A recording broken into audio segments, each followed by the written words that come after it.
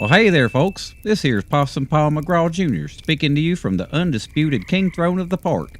But this story today, this one happened before I rose to power.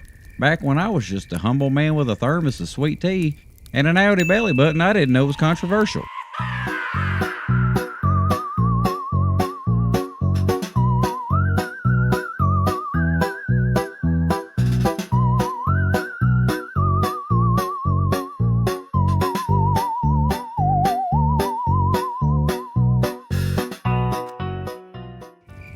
It all started a few years back, around the time the country fair rolled into town with a big old traveling freak show. Now, I usually don't pay no mind to sideshow spectacles, but one night at the fire pit, Meth Breath Marvin and Toothless Linda got to talking real serious like. Marvin leans over and says real casual, "Paul, you ever thought about joining a freak show?" I blinked. No. And Linda just nods like she's confirming a diagnosis. "You got that outie, Paul, like a little pink doorbell." Folks don't forget seeing stuff like that. I didn't know whether to be insulted or honored, but the more I thought about it, well, maybe they had a point. I'd been burdened with that little belly button nugget my whole life. Maybe it was time to turn my shame into showbiz. So the next day I wandered down to the fairgrounds where the freak show had pitched its tents. I asked the first fella I saw, some guy holding a hot dog, who was in charge. "Hey man," I said, "who runs this whole operation?" He just pointed his ketchup-smeared finger toward a shadow that blotted out the sun. "That'd be the outrageously tall woman over there." I nodded politely and turned to go, but something struck me. "Hang on a minute. Are you part of the show?" "Yep." I squinted at him. "I can't tell what you're in it for. You look normal." He just grinned.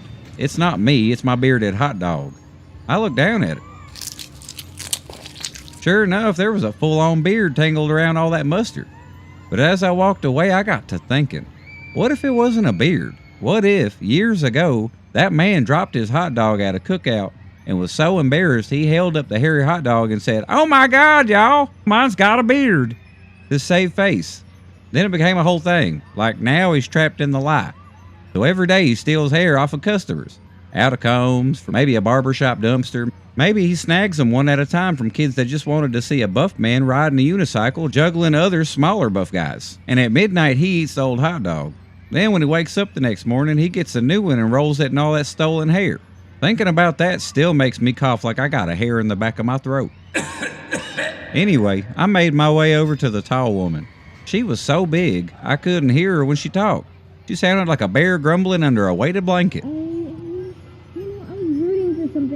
After several rounds of "what?" and wild arm flailing like I was directing air traffic, she dropped a walkie-talkie on my head.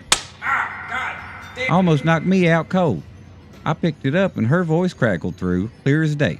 She says, "What do you think you got that makes you freak show material?" And I said, "I don't rightly want to say." She sounded confused. "What do you mean you don't want to say?"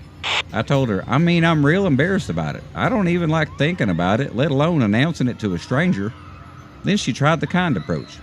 "Come on now, I've seen every kind of strange. I promise you, whatever it is, it ain't nothing to be ashamed of." I said, "No offense, ma'am, but I'd rather show a tent full of strangers than tell just one person. That's how embarrassed I am." There was a pause, and then she sighed long and deep. "Fine," she said. "I'll give you a shot. You're on tonight's show. You'll have to show it to the audience anyway. If they like it, you're in." She told me to go mingle with the rest of the freak show crew. Said they were like family. Well, let me tell you. First tent I wandered into, I walked in on the mermaid lady scrubbing algae out of her scales with a toothbrush. She shrieked. I shrieked. One of us flopped out of the side of the tent. I'll let you figure out which one it was. Then I met Mr. Reversible, a man who could turn his eyelids inside out and whistle song requests through his belly button. I requested psychosocial. He did both at once and I almost passed out. Oh my God, sweet Jesus.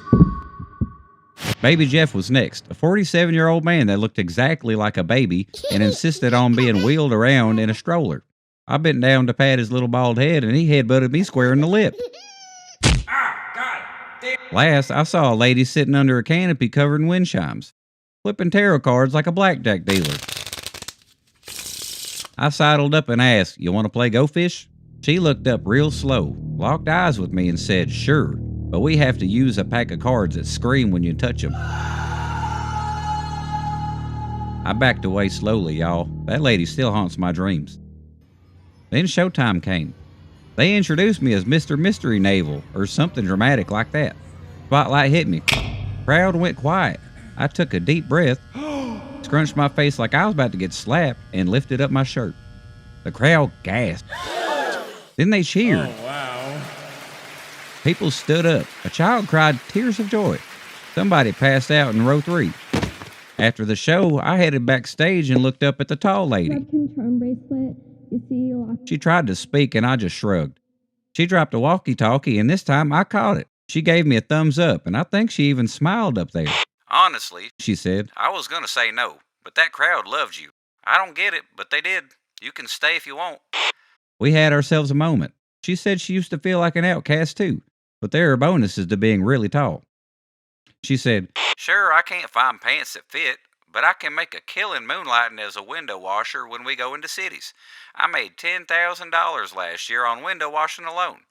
I laughed and thought real hard for a minute. I realized I didn't need a stage to be proud of who I was. No, I said, I think I'm ready to bring this button back home, proud-like. This week, letters written from my friends down at the Traveling Freakshow are being delivered to me by Sergeant Grits and his offspring.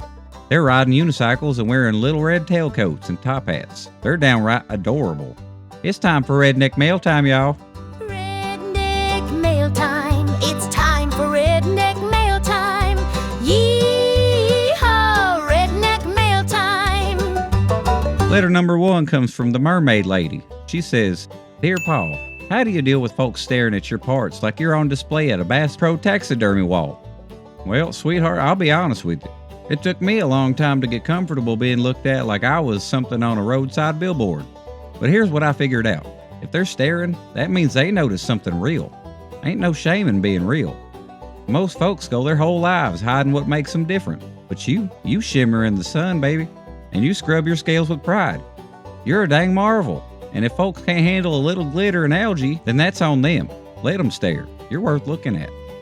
Letter number 2 comes from Mr. Reversible himself. It says, People laugh at me when I do my whistle trick. You think I should stop? Heck no, don't you stop. Listen, I've learned there's a fine line between laughter that mocks and laughter that marvels.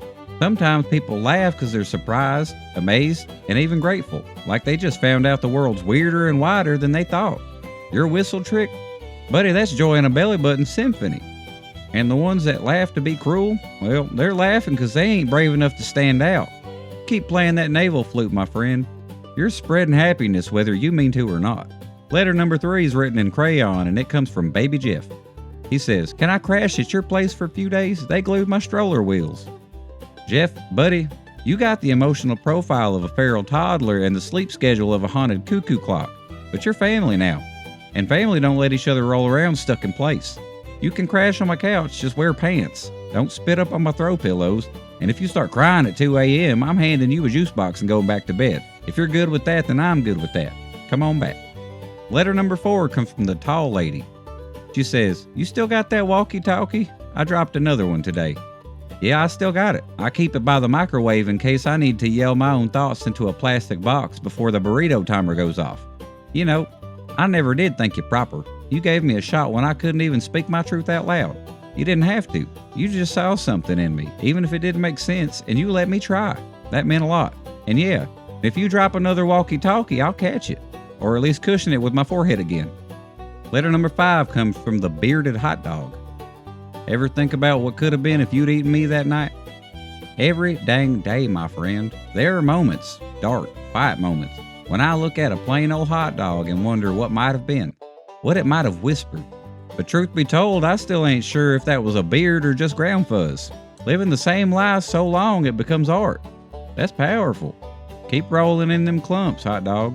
You're an inspiration. You know, just maybe ease off the mustard a little bit. And that's how I became the Bellybutton wonder of the Appalachian Freakshow, y'all. Next time somebody tries to shame you for your weird bits, remember, that might just be your superpower. Or at least your ticket into a community of wonderfully strange folks who will never judge your snack choices. Till next time, y'all stay weird and keep a firm grip on your hot dogs.